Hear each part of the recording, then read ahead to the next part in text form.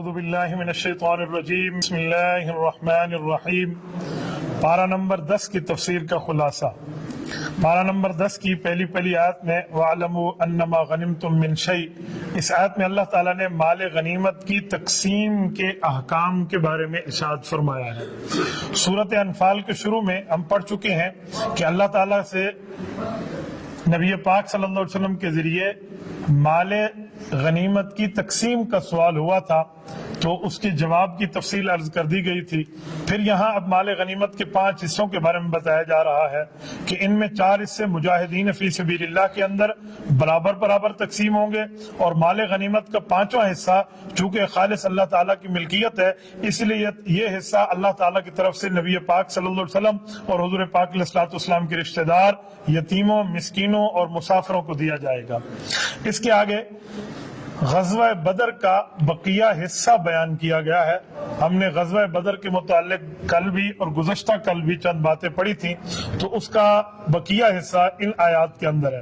اذ انتم بالعدوۃ الدنیا وهم بالعدوۃ القصوى والركب اسفل منکم، اس آیت میں اللہ جل شانہ نے غزوہ بدر کا ذکر فرمایا، اور غزوہ بدر مسلمان اور کفار کے درمیان وہ پہلی جنگ ہے جس نے مشرکین مکہ اور کفار کی کمر توڑ کے رکھ دی تھی، کیونکہ یہ سمجھتے تھے ہم 1000 ہیں اور وہ سامنے والے تو کچھ بھی نہیں ہے، ہمارے پاس ساز و سامان بھی ہے، ان کے پاس کوئی اسلحہ نہیں ہے، اور ان کو تو ہمارے اوپر کوئی فتح پانے کی کسی قسم کا کوئی امکان نہیں ہے، مگر اللہ تعالیٰ کی غیبی مدد نے تو ان کی کمر توڑ کے رکھ دی۔ تو اس بارے میں اللہ جل شانہ نے بیان فرمایا کہ اسلام کے لیے ہم نے فتوحات کے گویا دروازے کھول دیے۔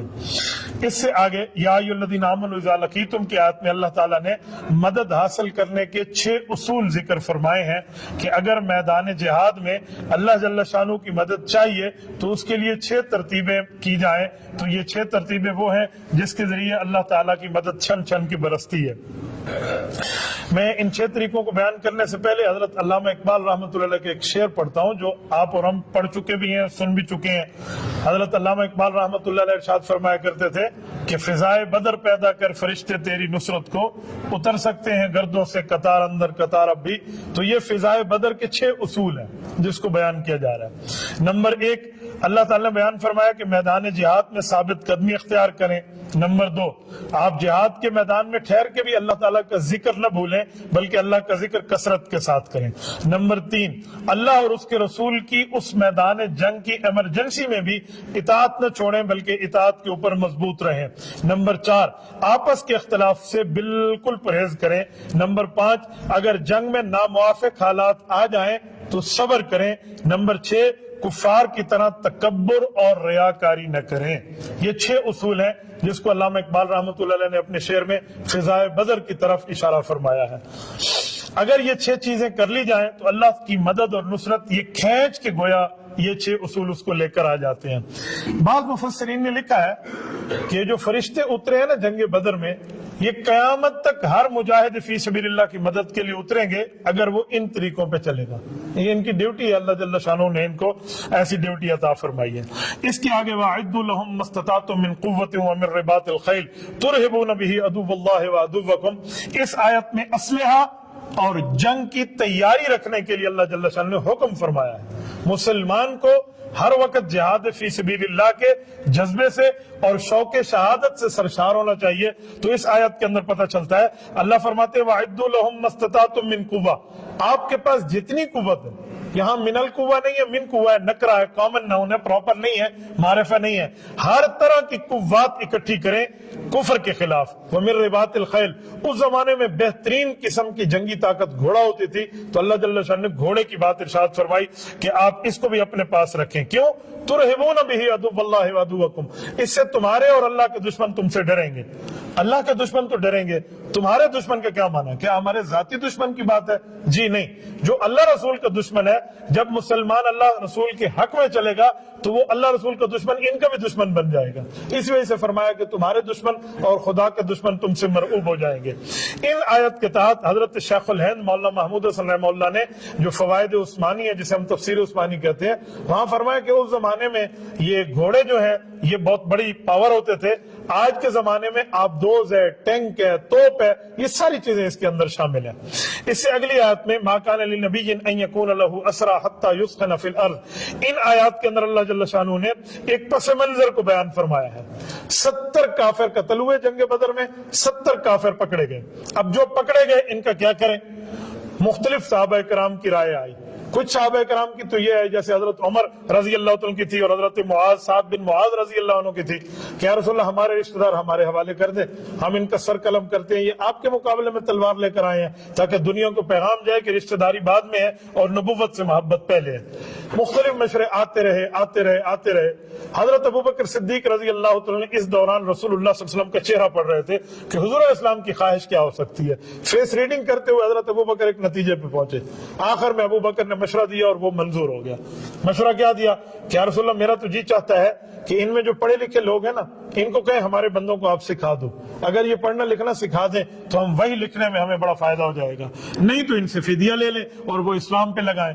نبی علیہ السلام نے اسی پر ہی فیصلہ فرمایا۔ اللہ جل شانہ نے اوپر سے آیت اتاری کہ دیکھیں اگر یہ بات طے نہ ہوتی اللہ تعالیٰ کی طرف سے کہ یہ ایسے ہی ہوگا، ورنہ تو ان لوگوں پہ عذاب آ جاتا جو کہہ رہے تھے ان کے اوپر یہ نرمی کر دیں یا یہ نرمی کر دیں، لیکن اللہ کے دربار میں یہ بات طے ہو چکی تھی، اسی لیے اللہ جل شانہ نے آپ کو اس چیز کے اوپر برقرار رکھا ہے۔ اس آیت کو بیان فرمایا اور پھر فرمایا کہ نبی کے لیے یہ چیز جائز نہیں ہے کہ اس کے پاس قیدی ہوں اور وہ ان کا زمین میں خون نہ بہا دے، یعنی کہ کوئی بندہ نبوت کے مقابلے میں آئے تو اس کا خون پانی کی طرح بہنا یہ اسلام میں جائز ہو جاتا ہے، کیونکہ وقت کے نبی کا مقابلہ کر رہا ہے۔ تو یہ قرآن کی آیت نے واضح ایک بات فرمائی۔ اس کے آگے اللہ جل شانہ نے والذین آمنوا وہاجروا وجاہدوا فی سبیل اللہ، اس آیت میں مہاجرین اور انصار اور ہجرت کی بات فرمائی ہے کہ دین کے لیے ہجرت کرنا، دین کے لیے علاقے کو چھوڑ دینا، ماحول کو چھوڑ دینا، یہ بہت بڑے اجر اور ثواب کی بات ہے اور پکے مومن ہونے کی بات ہے۔ اس کے آگے 9 نمبر کی سورت توبہ شروع ہو رہی ہے۔ اس کا نام سورت البرات بھی ہے، سورت توبہ بھی ہے، سورت القتال بھی ہے، مختلف اس کے نام ہے۔ سورت البرات تو اس لیے ہے کہ جو کفار سے معاہدہ ہوا تھا اس سے برات کا اعلان کر دیا گیا، اور سورت التوبہ اس لیے ہے اس کا نام کہ اس میں مسلمان صحابہ کرام جو جنگ تبوک پہ نہیں جا سکے تھے ان کی توبہ قبول ہوئی ہے، اور سورت القتال اس لیے اس آیت میں ہے کہ اس میں اللہ تعالی نے جہاد فی سبیل اللہ کے کھلے کھلے احکامات ارشاد فرمائے ہیں۔ یہ صورت نازل ہوئی تو اس صورت میں اللہ جل شانہ نے، صورت نازل تو فتح مکہ کے بعد ہوئی ہے، تو پہلی 5 آیات میں 4 قسم کے مشرکین کے ساتھ اللہ جل شانہ نے بات ارشاد فرما دی۔ نمبر 1 برات من اللہ ورسول، اس آیت میں اللہ جل شانہ نے وہ بات ارشاد فرمائی، پہلی قسم وہ کفار جن کے ساتھ کسی قسم کی صلح کا معاہدہ نہیں تھا، اور دوسری قسم وہ جن کے ساتھ معاہدہ بغیر صلح کے ایک بغیر معین مدت میں ہوا تھا، تو ان دونوں کے لیے اللہ جل شانہ نے ارشاد فرمایا کہ 4 ماہ کی مہلت ہے، 4 ماہ میں یا اسلام قبول کر لیں یا جزیرہ عرب چھوڑ دیں، اگر نہیں کریں گے تو پھر آپ تلوار کے لیے تیار ہو جائیں۔ تیسری قسم کے بارے میں یہ الا الذین عاہدتم من المشرکین میں فرمایا وہ لوگ جن سے صلح کا معاہدہ مسلمانوں نے اور حضور پاک علیہ السلام نے ایک خاص مدت کے لیے کیا ہے، تو جتنی مدت باقی ہے اس مدت کو پورا کیا جائے گا، بس مدت 9 مہینے باقی تھی تو 9 مہینے ان کو رکھا گیا۔ چوتھی قسم میں فَإِذَا انْسَلَخَ الْأَشْهُرُ الْحُرُمُ فَاقْتُلُوا الْمُشْرِكِينَ حَيْثُ وَجَدتُّمُوهُمْ، اس آیت میں اللہ جل شانہ نے صلح حدیبیہ میں جو کفار سے 10 سال کا معاہدہ ہوا تھا، لیکن اس میں ایک شرط تھی کہ ایک دوسرے کے خلاف کوئی خفیہ اقدام نہیں کریں گے، تو کفار نے تو کھلا اقدام کیا تھا تو صلح ٹوٹ گئی تھی، تو رب کریم نے فرمایا ان لوگوں نے نقض عہد کیا ہے، اپنا پرومس توڑا ہے، بس یہ 4 مہینے پورے ہونے دے، اور ان 4 مہینے کے بعد ہر قسم کا مورچہ ان کے خلاف لگائیں، اور یہ جہاں ملے نا وَقْعُدُوا لَهُمْ كُلَّ مَرْصَدٍ، صحابی اس کو مورچہ بنا لے اپنے لیے۔ تو یہ آیت ان کے لیے تھی۔ یہ وہ آیات ہیں جس سے کفار کے ذہن کے دریچے ہل گئے تھے کہ یار کل تک تو ہم مارتے تھے، گالیاں دیتے تھے، ظلم کرتے تھے، حضرت بلال کے سینے پہ پتھر رکھ دیا جاتا، حضرت زنارہ کی آنکھیں نکال دی گئیں، حضرت سمیہ کو شہید کر دیا گیا، خباب ابن عرت کو کشویلوں پہ لٹا دیا گیا، کچھ نہیں کہتے تھے۔ آج تو سب کو اجازت ہے، اب یہ جہادی حکم میں اجازت ہو گئی تھی، تو پھر اسلام ایسے پھیلا ہے جیسے پھیلنے کا حق تھا، کیونکہ ضدی کافر یہ تلوار کے آگے سیدھے، جس نے نبوت اور خدا کا مقابلہ کرنا ہے تو اسے پھر تلوار نے سیدھا کیا تھا۔ یہی بات تو صلاح الدین ایوبی رحمۃ اللہ علیہ سے کسی نے پوچھی تھی کہ اسلام تلوار سے پھیلا ہے یا اخلاق سے پھیلا ہے؟ انہوں نے فرمایا یہ دونوں باتیں اپنی جگہ ٹھیک ہیں، لیکن اتنی بات ہم جانتے ہیں کہ اسلام کی حفاظت ہمیشہ تلوار سے ہوئی ہے۔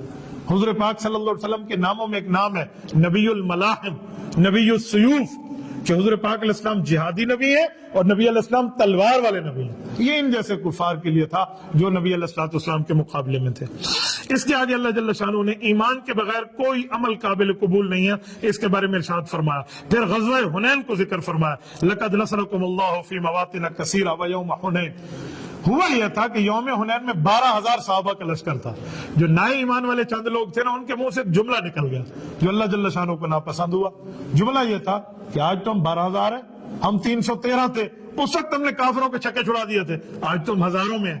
اللہ جل شانہ کو یہ بات ناگوار گزری کہ بھئی آپ تعداد پر بھروسہ کر رہے ہیں، آپ کو اللہ رب العزت کی قدرت اور اللہ رب العزت کی اوپر توکل نہیں ہے. یہ اچھا نہ لگا تو رب کریم نے یوم حنین میں تھوڑی سی سختی دکھائی کہ یہ دیکھیں اگر اللہ جل شانہ کی مدد تھوڑی سی ہٹے تو پھر سختی کیا ہوتی ہے. اتنی یکبارگی سے کافروں نے حملہ کیا کہ معدود صحابہ کرام، بڑے بڑے اجلہ صحابہ کرام کے علاوہ باقی سب ہٹ گئے تھے. پھر حضرت عباس کی آواز آئی، پھر نبی علیہ السلام نے بلایا تو سب لوٹ کے آئے اور سب نے پھر اس بات کے بعد عہد کیا کہ آئندہ جملہ نہیں کہیں گے. پھر اللہ جل شانہ نے معافی کا اعلان فرمایا. اس سے سمجھ آتا ہے کہ صحابہ سے کوئی بات ہو جاتی ہے، وہ اللہ رسول کے درمیان رہتی ہے اور پھر وہ معاف بھی ہو جاتی ہے. کسی تیسرے آدمی کو قاضی، جج اور جسٹس بننے کا صحابہ کے بارے میں اختیار نہیں ہے کہ آپ ان کے بارے میں فیصلہ کرتے پھریں. اگر کلاس میں غلطی ہو جائے تو وہ استاد اور شاگرد کا معاملہ ہوتا ہے، آؤٹ سائڈر اس پہ بیٹھ کے اپنے کمنٹس نہیں کر سکتا. تو اللہ جل شانہ نے معافی بھی دی اور پھر ان کے اوپر اللہ تعالی نے رحمت بھی جاری رکھی. اس کے آگے قاتل الذین لا یؤمنون باللہ ولا بالیوم الاخر. اس آیت میں اللہ تعالی جل شانہ نے اہل کتاب کے بارے میں حکم فرمایا تھا کہ اہل کتاب کا معاملہ کیا ہے. جو اہل کتاب ہے یعنی جن کو تورات ملی ہے، زبور ملی ہے، انجیل ملی ہے، یہ جو اہل کتاب والے ہیں ان کے بارے میں ارشاد فرمایا کہ مشرکین جزیرہ عرب میں رہنے کی گنجائش ان کو نہیں تھی. اب مسلمانوں کو حکم دیا کہ اہل کتاب سے بھی جہاد کریں، یا تو وہ ذلیلوں کے جزیہ دیں گے اور یا وہ جزیرہ عرب سے نکل جائیں گے. کیوں؟ تم تو آسمانی مذہب والے ہو، تمہارے پاس تو موسیٰ علیہ السلام کے وعدے موجود ہیں، عیسیٰ علیہ السلام کے وعدے موجود ہیں، حضرت داؤد علیہ السلام کے وعدے موجود ہیں، تم بھی کبھی پر ایمان نہیں لاتے. یعنی ان کے ساتھ زیادہ سختی کی بات ہوئی کہ چلو مشرک تو مشرک تھا، ان کے پاس کوئی کتاب نہیں ہے. یہود عیسائیوں کے پاس تو کتاب موجود ہے اور اس میں نبی علیہ السلام کا ذکر ہے، تو تمہیں تو زیادہ ایمان لانا چاہیے تھا. پھر ان کی بات ارشاد فرمائی. اس کے بعد اللہ تعالی جل شانہ نے ناحق مال کھانے پر وعید ارشاد فرمائی. یہودیوں کے جو مولوی تھے وہ پیسے لے کر تورات کے احکام کو بدل دیتے تھے. جو برگر فیملی ہوتے وہ پیسے دیتے تو یہ ان کے لیے حکم اور دیتے، اور جو غریب بندہ ہوتا اس کے لیے حکم اور دیتے. ہوا یہ تھا کہ ان میں ایسا ہوا، ایک بندے سے غلطی ہو گئی تو نبی علیہ السلام نے جو حکم بیان فرمایا وہ قرآن میں بھی تھا اور تورات میں بھی تھا. انہیں کہا جی تورات میں تو نہیں ہے، آپ ذرا دکھائیں کہاں ہے. اب یہ سمجھتے تھے نبی علیہ السلام عربی جانتے، وہ تو عبرانی میں. وہ لے کر آئے اور اوپر ہاتھ رکھ کے بیٹھ گیا وہ یہودی اسی میں جس جگہ وہ آیت لکھی ہوئی تھی تورات میں. تو حضرت عبداللہ بن سلام رضی اللہ تعالیٰ تو یہود سے مسلمان ہوئے تھے. انہوں نے کہا یہ ہاتھ اٹھانا، یہ کیا لکھا ہوا ہے؟ تو انہیں پڑھ کے دے دیا عبرانی زبان میں، تو یہ ہکے بکے رہ گئے. تو اللہ تعالیٰ نے ان کے لیے فرمایا کہ ان کو شرم کرنی چاہیے، یہ لوگوں کا مال بھی کھاتے ہیں اور وہ بھی حرام کھاتے ہیں. حلال طریقے سے بندہ کھائے. تو ان کے بارے میں یہ بات ارشاد فرمایا ایسے لوگوں کے لیے قیامت میں دردناک عذاب ہے. اس کی اگلی آیات میں پھر اللہ تعالیٰ نے غزوہ تبوک کو ذکر فرمایا. غزوہ تبوک کا چھوٹا سا پس منظر میں عرض کر دوں. یہ نبی علیہ السلام کی دنیاوی ظاہری زندگی کا آخری غزوہ ہے. اس کو غزوہ تبوک کہتے ہیں. تبوک میلوں کے حساب سے دیکھیں تو 800 سے 900 میل بنتا ہے. کلومیٹر میں دیکھیں تو 1200-1100 کلومیٹر بنتا ہے. یہ مدینہ طیبہ سے 1200 کلومیٹر کا سفر بنتا ہے تبوک. یہ ملک شام کا بارڈر ہے. میں نے الحمدللہ یہاں وزٹ بھی کیا، میں نے یہاں وقت بھی گزارے ہیں دن رات. اس جگہ کو دیکھا ہے جہاں نبی علیہ السلام کے خیمے تھے. میں آپ کو ایک عجیب بات بتاؤں، ہم وہاں گئے تو جس جگہ خیمے تھے نا صحابہ کرام کے، وہاں مسجدیں بنی ہوئی تھی. وہاں میں نے ایک بڑی عجیب چیز دیکھی. مسجدوں کے اوپر بہت سی مسجدیں ایسی تھی جس پر چاند آدھا تھا، جیسے ایسے چاند ہوتا ہے چھوٹا سا بنا ہوا. اور 2 مساجد ایسی تھی جس پر پورا گول چاند تھا، آدھا نہیں تھا. وہ چاند ان کے میناروں پر بنا ہوتا. ہم نے اس کو نوٹ کیا کہ یار پتہ نہیں کیا بات ہے. اب ہمارے سامنے بات نہیں تھی تو وہاں ایک بزرگ ملے، اسے شیبہ کہتے ہیں نا بزرگ. انہوں نے ہمیں بتایا کہ یہ ہم نے ایک خفیہ نشانیاں لگائی ہیں. جس جگہ حضور علیہ السلام نے صحابہ کے خیمے لگوائے تھے وہاں آدھا چاند ہے. جہاں سرکار کا خود خیمہ لگا تھا اس جگہ ہم نے مسجد بنا کر پورے چاند لگائے ہیں. صلاح الدین ایوبی رحمہ اللہ کا وہاں قلعہ بھی ہے، بہت خوبصورت شہر ہے تبوک، اور اس میں بڑا سکون ہے۔ اللہ جل شانہ ہم سب کو زیارت عطا فرمائے۔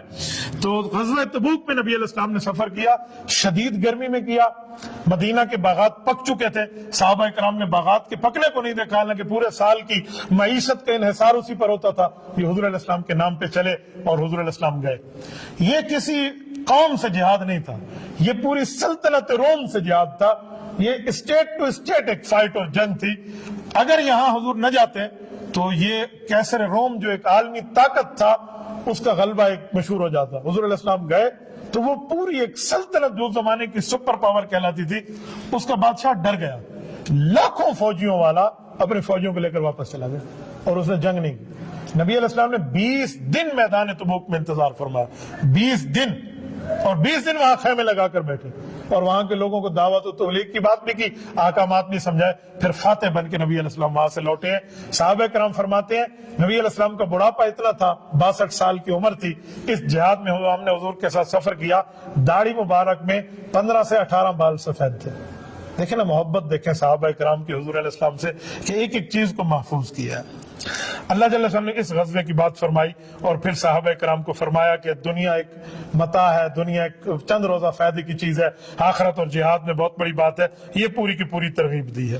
اس کی اگلی آیات میں اذ یقول لصاحبہ لا تحزن ان اللہ معنا، یہ ایسی آیت ہے جس پہ ایمان سے بندہ جذباتی ہو جاتا ہے، اس پر انسان اپنے جذبات ایمان کو روک نہیں سکتا۔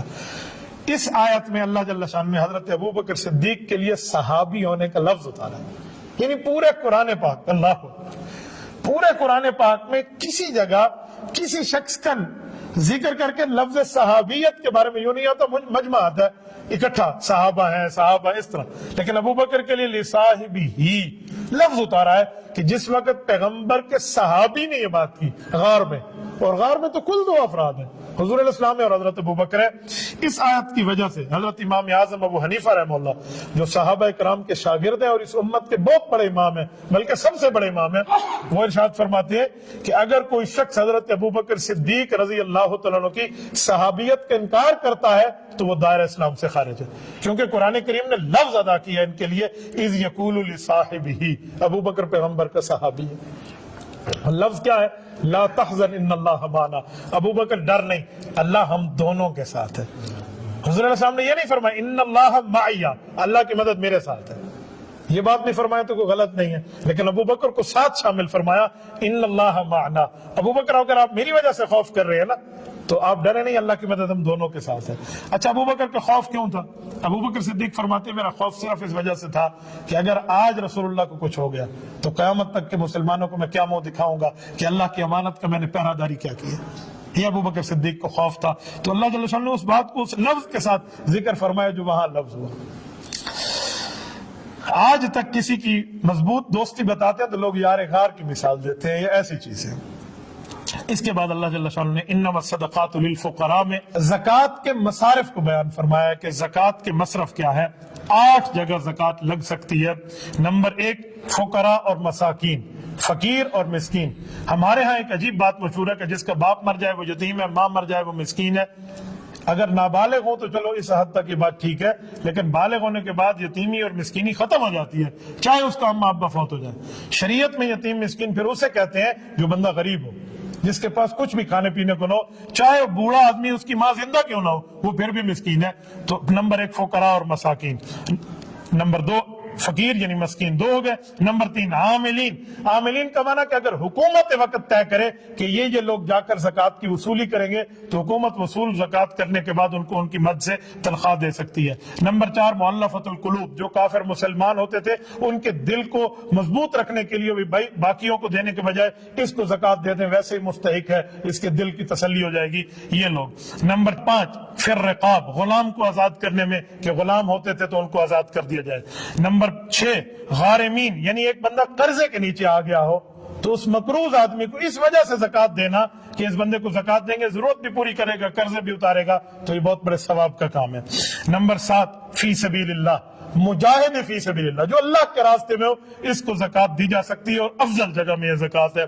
نمبر 8 ابن السبیل، اسے کہتے ہیں مسافر، اس کو زکوٰۃ دے سکتے ہیں۔ مسافر کے لیے ایک تفصیل ہے، اگر یہ خود امیر آدمی ہے لیکن کسی جگہ سفر میں پہنچ گیا اور اس کو مال ملنے کی بھی اپنے گھر سے امید نہیں ہے تو پھر یہ زکوٰۃ لے سکتا ہے اگرچہ یہ بندہ امیر ہے، کیونکہ اب مسافر اس کے پاس کچھ نہیں ہے۔ لیکن آج کل کی کرپٹو کرنسی آ گئی ہے، اے ٹی ایم کارڈ آ گئے ہیں، ایزی پیسہ آ گیا ہے، تو اگر اس دوران وہ منگوا سکتا ہے تو پھر وہ زکوٰۃ نہیں لے سکتا، ورنہ وہ لے سکتا ہے۔ اس کے بعد بالکل آخری آیات میں اللہ جل شان نے منافق کی مغفرت کے بارے میں فرمایا کہ اے نبی پاک علیہ السلام آپ ان کی مغفرت مانگیں یا نہ مانگیں، اللہ ان کو معاف نہیں کرے گا، یہ نبی اور خدا کے دشمن ہے۔ اور پھر فرمایا کہ آپ ان کے اوپر نماز جنازہ بھی نہ پڑھیں۔